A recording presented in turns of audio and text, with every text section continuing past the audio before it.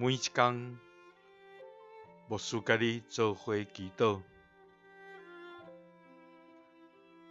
今仔日是5月初2，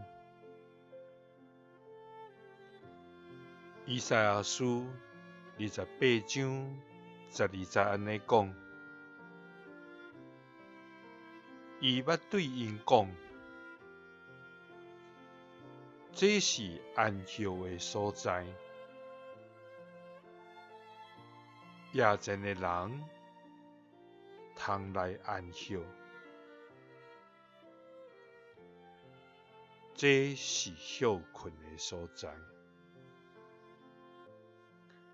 犹阁因毋听，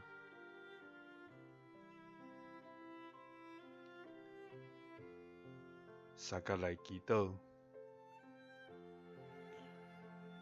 做阮安息所在的天父，阮感谢你。主啊，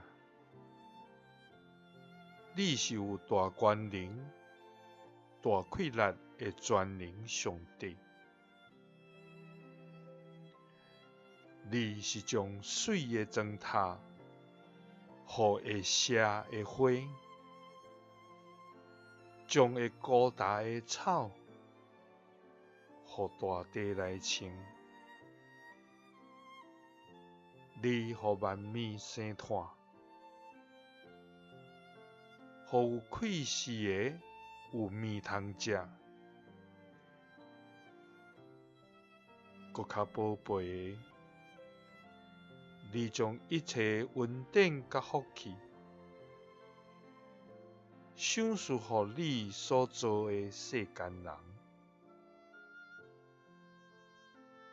予阮通领受你的平安甲欢喜。主啊，阮要深深感谢你。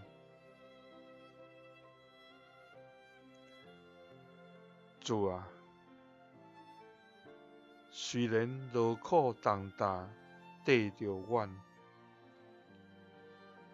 忧愁挂虑填伴阮，头前困难重重塌塌，毋过你是阮安息的所在。夜前的人通来到你遮安息。主啊，犹阁因毋听，总是阮要听叹。祈祷是奉主耶稣基督的圣名。阿们。耶稣听你，赐你平安。